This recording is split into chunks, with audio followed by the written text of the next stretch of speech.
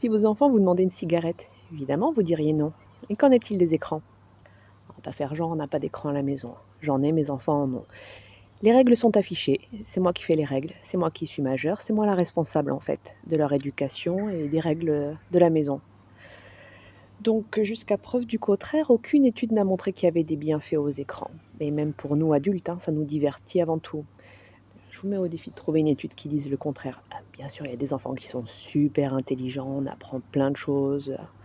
Merci les écrans, une belle technologie, un beau progrès. Bon, ah, il faut pas tout diaboliser non plus. On différencie la soirée cinéma, on va regarder Jurassic Park en famille, on différencie ça du documentaire animalier ou historique, du temps d'écran personnel individuel, à scroller, sur du brainrot. Bon, je caricature, un petit peu, on est d'accord. Hem, on se cache, on aime bien faire ça. On le faisait aussi du temps devant la télé, se cacher derrière le contenu, éducatif. Arte a toujours été, sur, le podium des chaînes préférées des Français.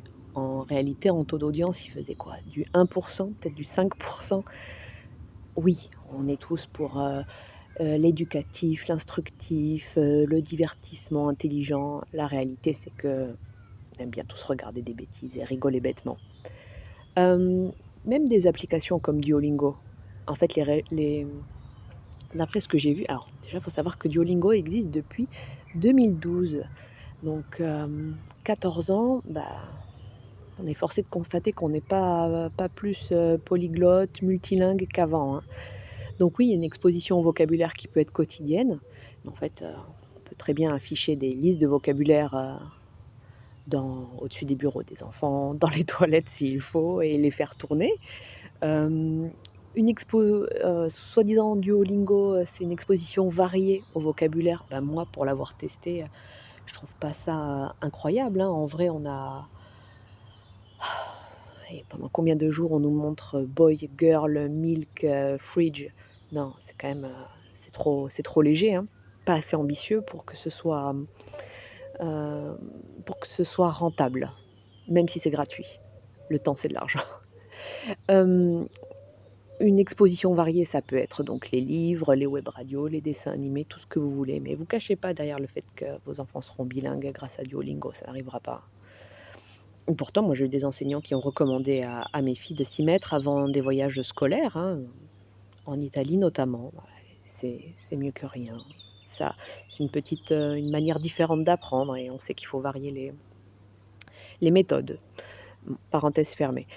Hem, parenthèse fermée quoique, non, il y a de la gratification immédiate avec ces techniques et c'est très valorisant pour l'enfant. C'est valorisant de faire, une suite de jours, sans interruption, une suite de journées de travail, d'efforts et la gratification immédiate, elle est exploitée par Montessori notamment. Elle a observé dans ses salles de classe qu'il y a quelque chose de vraiment satisfaisant à accomplir son travail, mais on le fait pour soi. On le fait pas pour un petit bonhomme, avec un drapeau vert quoi, hein. Donc bah, c'est comme un dessin. Si votre enfant, il fait un dessin tout pourri, il vous l'apporte et vous dites: «Oh mon cœur, il est trop beau ton dessin». Non, l'enfant, il sait que son dessin, il est pourri, en fait. Il se dit juste que vous êtes facilement impressionnable, que vous êtes pas honnête, que vous êtes banane, quoi, hein. Faut pas faut pas exagérer. Donc la petite série Duolingo, non, il y a pas de ça vaut pas pour du travail. Bref, parenthèse fermée cette fois-ci.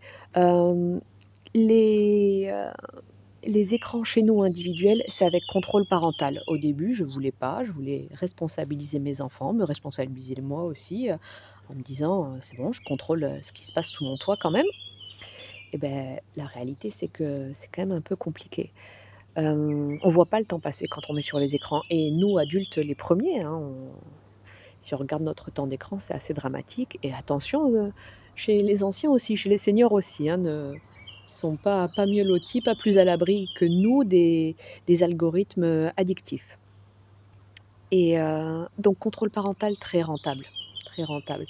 Avec, les téléchargements interdits, le temps d'écran sur certaines applications, contrôlé aussi et enfin ça Ça aide tout le monde à prendre conscience du temps qu'on y passe et de l'utilisation qui en est faite. Et quand j'ai donné des téléphones à mes filles, je leur ai dit: «J'ai accès à toutes les conversations, tous les messages quand je veux». On a beaucoup parlé du harcèlement scolaire. Oui, nos enfants peuvent être harcelés, mais ne soyons pas dupes, ils peuvent être harceleurs aussi. C'est à ça que sert le contrôle aussi. Heu, bref, j'ai fermé cette parenthèse-là. Heu, la télé avant était diabolisée. Vous vous rappelez de Ségolène Royal, les mangas? Ouh là, ça c'est pour les plus anciens d'entre nous, hein, ceux qui ont grandi dans les années 80-90. Il y avait, toute une polémique sur, hem,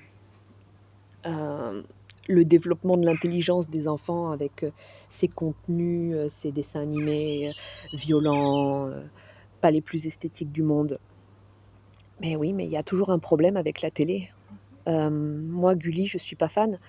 C'est pas les écrans d'un téléphone, mais les dessins animés sont moches. On peut se le dire quand même, il y a plus d'illustrateurs et beaucoup d'IA et ça fait des dessins plutôt grossiers, surstimulants, très rapides, pas des couleurs très très fines et beaucoup de publicité. Et la publicité, ça envoie des messages quand même, donc on n'a pas envie qu'ils rentrent dans le cerveau de nos enfants. Si j'obtiens ça, je serai heureux. Ah non, non, non, quand même, là, c'est trop, on peut pas laisser rentrer ça dans le cerveau de nos enfants, hein. Il y a une super, conférence sur, YouTube que j'avais regardée il y a longtemps, longtemps de, Michel, Desmurger qui a écrit La fabrique du crétin digital. Je pense qu'elle dure 2 heures, mais vous la regardez, petit à petit, c'est passionnant, écoutez, hein.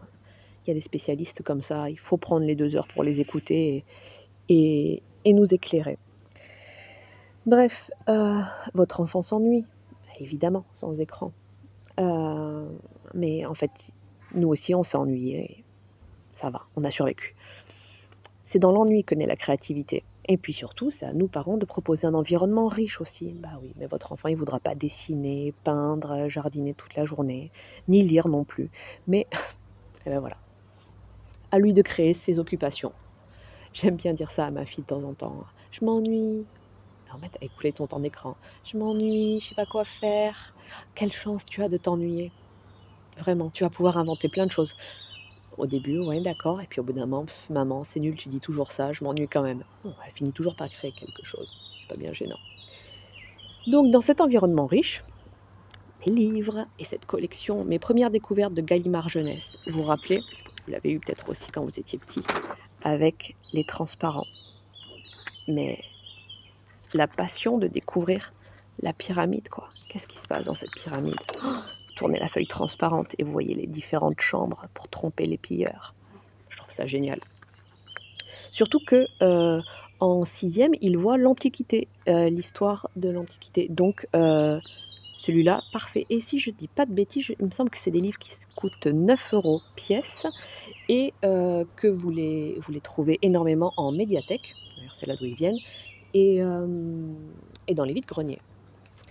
Heu, voilà, je vous en donne un aperçu et surtout, non, ce que je voulais vous montrer, c'était celui-là, là, sur la ferme. Ah oui, non, je sais pourquoi je l'avais sélectionné celui-là. Regardez, regardez, Les cousins de la vache. Ça me rappelait une anecdote, une petite en classe, je lis ce livre à tout le groupe et elle dit, «Ah, ce week-end, moi, j'ai vu un film, sur les avec des zombies». Maternelle, 4-5 ans. Je fais: «Des zombies quand même?» Je voyais pas ce que ça pouvait être, d'éducatif ou ce qu'il pouvait y avoir d'intelligent. Je trouvais pas de film pour enfants avec des zombies et en fait non, comme j'étais sur cette page-là, j'ai réalisé, non, c'était des bisons. Comme quoi une petite inversion de syllabes, encore quelques années après, ça me fait toujours rire. Celui-ci, La ferme, passionnant, passionnant parce que pourquoi? Toujours dans le thème des, 6 et primaire, parce qu'en primaire quand même on commence l'initiation à l'histoire.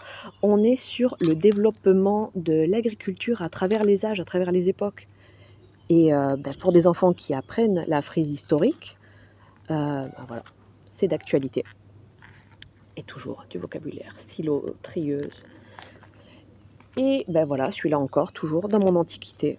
Ouais, passionnant, passionnant. Alors celui-là en plus, il se lit avec une lampe torche en plus. Je sais pas si vous allez bien voir, hein. Bref, tout ça pour se mettre à l'aise avant l'entrée en sixième ou déjà dès le primaire. Pourquoi? Parce qu'on n'apprend pas tout en classe. Moi, j'ai adoré l'histoire avec certains enseignants, pas avec tous. Donc, quand vous avez un enseignant conteur, ça vous fait aimer une matière. Donc, si votre enfant n'a pas la chance de tomber sur ce genre d'enseignant-là, eh bien, écoutez, qu'il ait au moins un, un aperçu, une idée de ce dont on va parler avant même d'aller en classe, parce qu'il pourra rebondir, parce qu'il pourra y associer des images qui, elles, sont passionnantes. Les livres sont bien faits. Si les enseignants sont pas toujours au top, les livres, eux, sont bien faits. Voilà. Alors, allez, on se dit à bientôt. Ciao.